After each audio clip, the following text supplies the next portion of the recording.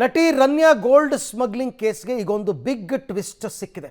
ನಾವು ಆವಾಗಿಂದನೂ ಕೂಡ ಹೇಳ್ತಾ ಇದ್ವಿ, ಈ ಪ್ರಕರಣದಲ್ಲಿ ಇಡಿ, ಐಟಿ, ಸಿಬಿಐ ಯಾವ ಎನ್ಕ್ವೈರಿ ಬೇಕಾದರೂ ಆಗಬಹುದು ಅಂತಂದ್ಬಿಟ್ಟು ಈಗ ಈ ಪ್ರಕರಣದ ತನಿಖೆಗೆ ಸಿಬಿಐನವರು ಎಂಟ್ರಿ ಕೊಡ್ತಾ ಇದ್ದಾರೆ.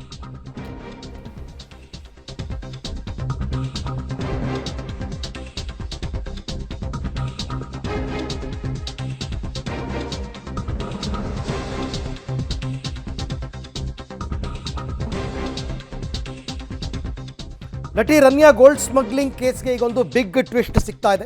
ನಟಿ ರನ್ಯಾ ಚಿನ್ನ ಕಳ್ಳ ಸಾಗಾಟ ಕೇಸಲ್ಲಿ ಈಗ ಸಿಬಿಐ ಎಂಟ್ರಿ ಆಗಿದೆ. ರನ್ಯಾ ಗೋಲ್ಡ್ ಸ್ಮಗ್ಲಿಂಗ್ ಕೇಸ್ನಲ್ಲಿ ಸಿಬಿಐನಲ್ಲಿ FIR ಕೂಡ ದಾಖಲಾಗಿದೆ. ಅಂದರೆ DRI ಅಧಿಕಾರಿಗಳ ಮಾಹಿತಿಯನ್ನು ಆಧರಿಸಿ ಸಿಬಿಐನವರು FIR ದಾಖಲು ಮಾಡಿಕೊಂಡಿದ್ದಾರೆ.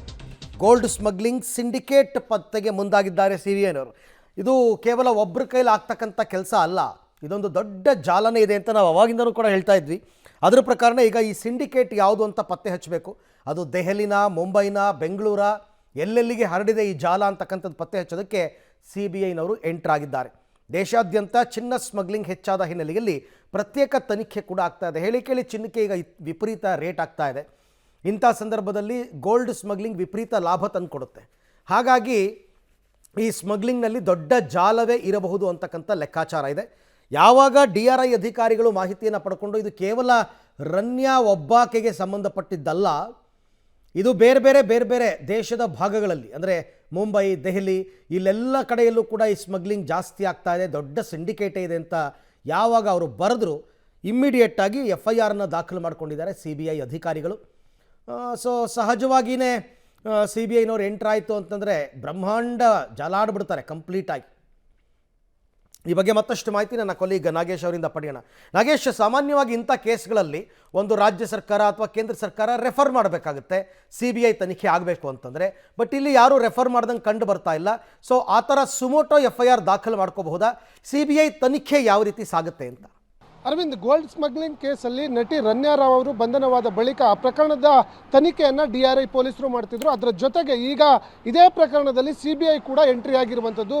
ರನ್ಯಾ ರಾವ್ ಗೋಲ್ಡ್ ಸ್ಮಗ್ಲಿಂಗ್ ಪ್ರಕರಣದಲ್ಲಿ ಪ್ರತ್ಯೇಕವಾಗಿ ಒಂದು FIRನ್ನು ದಾಖಲಿಸಿಕೊಂಡಿರುವಂಥ CBI ಅಧಿಕಾರಿಗಳು ಪ್ರಕರಣದ ತನಿಖೆಯನ್ನು ಮಾಡಲಿಕ್ಕೆ ಮುಂದಾಗಿದ್ದಾರೆ ಅನ್ನುವಂಥ ಮಾಹಿತಿ ಈಗ ಪಬ್ಲಿಕ್ ಟಿವಿಗೆ ಲಭ್ಯವಾಗಿರುವಂಥದ್ದು. ಅದರ ಜೊತೆಗೆ ಈಗ ಬಹಳ ಪ್ರಮುಖವಾಗಿ ದೇಶಾದ್ಯಂತ ಈ ಗೋಲ್ಡ್ ಸ್ಮಗ್ಲಿಂಗ್ ಪ್ರಕರಣಗಳು ಹೆಚ್ಚಾಗ್ತಿರುವಂಥ ಕಾರಣಕ್ಕಾಗಿ ಒಟ್ಟಾರೆ ಆಳವಾಗಿ ತನಿಖೆ ಮಾಡಲಿಕ್ಕೆ CBI ಅಧಿಕಾರಿಗಳು ಪ್ಲಾನ್ ಮಾಡಿಕೊಂಡು ಈ ಒಂದು FIR ದಾಖಲಿಸಿಕೊಂಡು ತನಿಖೆಗೆ ಮುಂದಾಗಿದ್ದಾರೆ ಅನ್ನುವಂಥದ್ದು ಕೂಡ ಬಹಳ ಪ್ರಮುಖವಾದ ವಿಚಾರ. ಈ ಬಹಳ ಪ್ರಮುಖವಾಗಿರುವಂಥದ್ದು ಬೆಂಗಳೂರು, ದೆಹಲಿ, ಮುಂಬೈಯಲ್ಲಿ ಈ ಒಂದು ತನಿಖೆ ನಡೆಸಲಿಕ್ಕೆ CBI ಅಧಿಕಾರಿಗಳು ಈ FIRನ್ನು ಮಾಡಿಕೊಂಡು ತನಿಖೆಗೆ ಮುಂದಾಗಿದ್ದಾರೆ ಅನ್ನುವಂಥ ಮಾಹಿತಿಗಳು ಇರುವಂಥದ್ದು. ಬಹಳ ಪ್ರಮುಖವಾಗಿ ಇದು ಗೋಲ್ಡ್ ಸ್ಮಗ್ಲಿಂಗ್ ಪ್ರಕರಣ ಆಗಿರೋದ್ರಿಂದ ಇದರಲ್ಲಿ ಕೇಂದ್ರ ಸರ್ಕಾರ, ರಾಜ್ಯ ಸರ್ಕಾರ ರೆಫರ್ ಮಾಡೋದ್ರ ಜೊತೆಗೆ ಅವರೇ ಒಂದು FIRನ್ನು ಮಾಡ್ಕೋಬೋದು. ಬಹಳ ಪ್ರಮುಖವಾಗಿ ಇದರಿಂದ ಗೋಲ್ಡ್ ಸ್ಮಗ್ಲಿಂಗ್ ಮಾಡೋದ್ರಿಂದ ದೇಶಕ್ಕೆ ಆರ್ಥಿಕವಾಗಿ ನಷ್ಟ ಉಂಟಾಗುತ್ತೆ ಅನ್ನುವಂಥ ಕಾರಣವನ್ನು ಮುಂದಿಟ್ಟುಕೊಂಡು CBI ಅಧಿಕಾರಿಗಳು ಈ ಒಂದು ಪ್ರಕರಣದಲ್ಲಿ ಪ್ರತ್ಯೇಕವಾಗಿ ಒಂದು FIRನ್ನು ಮಾಡಿಕೊಂಡು ಈಗ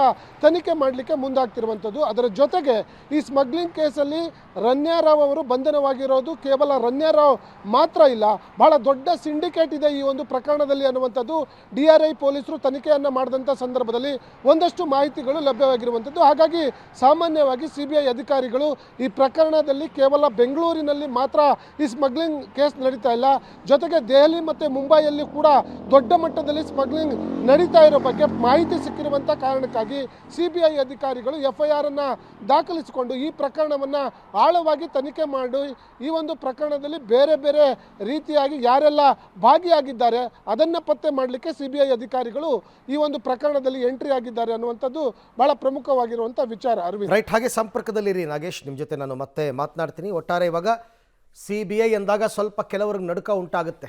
ಯಾಕೆಂದರೆ ಅವರು ಆ ಜಾಲವನ್ನು ಹುಡುಕೋ ರೀತಿಯೇ ಹಾಗೆ, ಅದು ಯಾರ್ಯಾರು ಬುಡಕ್ಕೆ ಬರುತ್ತೋ, ಇನ್ನೆಷ್ಟು ನಟ ನಟಿಯರಿದ್ದಾರೋ ಗೊತ್ತಿಲ್ಲ. ಒಟ್ಟಿನಲ್ಲಿ ಈಗ CBIನಲ್ಲಿ FIR ಆಗಿರೋದ್ರಿಂದ ಇನ್ನು ಮುಂದಕ್ಕೆ ಇದು ಬೇರೆ ತಿರುವುಗಳನ್ನ ಪಡ್ಕೊಳ್ಳುತ್ತೆ ಈ ಪ್ರಕರಣ.